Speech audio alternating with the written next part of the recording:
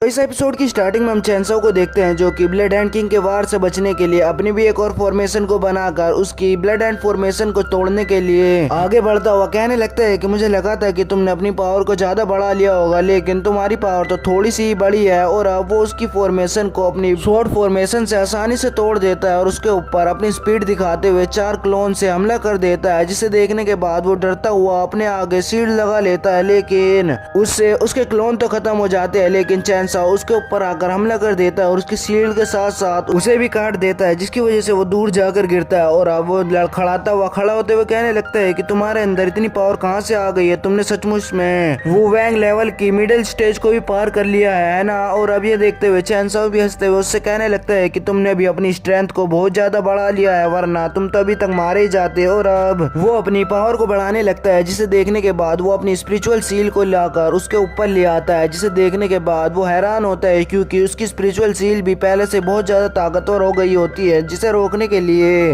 वो अपनी blood and formation का और भी शक्तिशाली रूप से इस्तेमाल करने लगता है। लेकिन वहाँ पर एक ब्लास्ट हो जाता है, जिसकी वजह से वो पीछे हटने लगता है कि तभी चैनसो अपनी स्वॉर्ड को लेकर उस पर हमला कर देता है, जिसे देखने के बाद वो भी उससे लड़ने लगता है। लेकिन चैनसो अपनी स्वॉर्ड की मदद से उसे इधर उधर गिरा रहा होता है और आखिर में उसे नीचे गिराते हुए उसके ऊपर अपनी स्पिरिचुअल सील को फेंक देता है, जिसे वो रोकने की कोशिश कर रहा होता है। लेकिन वो पीछे से अपनी और भी एनर्जी को डालने लगता है, जिसकी वजह से वो नीचे जाकर गिरता है और अब वो उसके बीच में दब जाता है। और अब थोड़ी देर बाद हम देखते हैं कि वो वापस से खड़ा होते हुए कहने लगता है कि तुम्हारे अंदर इतनी पावर कहाँ से आ गई है, तुमने सचमुच में वो वैंग लेवल की मिडिल स्टेज को भी पार कर लिया है। और अब चैनसो अपनी स्वॉर्ड को उसके गले के पास ले आता है और वो कहने लगता है कि क्या तुम मुझसे कुछ बातें करना चाहते हो, मुझे ऐसे ही लग रहा है। और अब वो कहने लगता है कि ये तो तुम देख रहे हो ना, ये ट्रेजर बहुत ही ताकतवर शील्ड से घिरा हुआ है, इसे तुम नहीं तोड़ सकते हो। अगर मैं तुम्हारी मदद करूं तो हम दोनों मिलकर उसे तोड़ सकते हैं और बाद में उसे कंज्यूम कर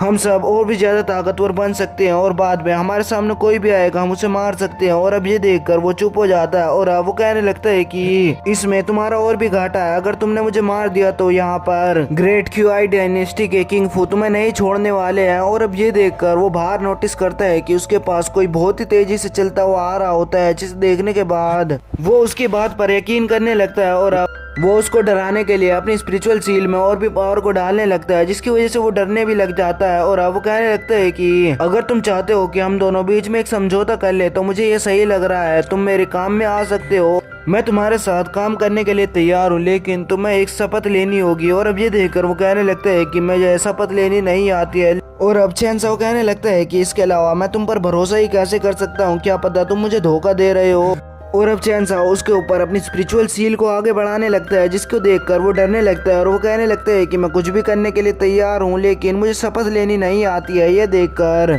चैनसो कहने लगता है कि इसकी चिंता तुम मत करो, मैं तुमसे शपथ दिलवाऊंगा। और वो अपने खून को जमीन की तरफ फेंकता है और उस पे वहाँ पर एक फॉर्मेशन बन जाती है। और अब चैनसो उससे कहने लगता है कि तुम्हें इसे अपना ब्लड देना होगा जब ये फॉर्मेशन स्टार्ट होगी और तुम्हारी शपथ पूरी होगी। और अब ये देखकर वो उससे डरने लगता है और पीछे हटने लगता है, लेकिन चैनसो अपनी एनर्जी को बाहर निकालने लगता है, जिसे देखकर वो डरने लगता है और उसके पास आकर उसे अपना ब्लड देने लगता है। और वो कहने लगता है कि अगर मैंने तुम्हारे साथ कोई भी धोखाधड़ी की तो हेवन मुझे पनिश करेगी और मेरे साथ बहुत ही बुरा होगा। और अब चैनसो उस शपथ को पूरा करने के लिए कहने लगता है कि अगर इसने ब्लड हैंड किंग ने, जो कि मेरा दुश्मन है, अब मेरा दोस्त बन रहा है, लेकिन अगर मेरी शर्त में इसने कुछ भी गद्दारी की तो यह बहुत ही बुरा मारा जाएगा। और अब उसके ये कहते हैं उसकी फॉर्मेशन हवा में उड़ने लगती है और सारी फॉर्मेशन ब्लड एंड किंग के सर में चली जाती है, जिसके बाद अगर वो कुछ भी करेगा तो चैनसो उसे आसानी से मार पाएगा, जिसे देखने के बाद वो हैरान होने लगता है। और अब वो कहने लगता है कि अगर ऐसा हो ही गया है तो हमें अब इसे जल्दी से जल्द कल्टीवेट कर लेना चाहिए, क्योंकि यहाँ पर कोई और भी आने ही वाला होगा। और अब ये देखकर चैनसो कहने लगता है कि आने वाला क्या होगा, कोई आ ही रहा है, पहले हमें उससे निपटना होगा। कि तभी वहाँ पर सारे बंदे आ जाते हैं जो कि चैनसो को मारना चाह रहे होते हैं और वो उन्हें भी जानते हैं। और अब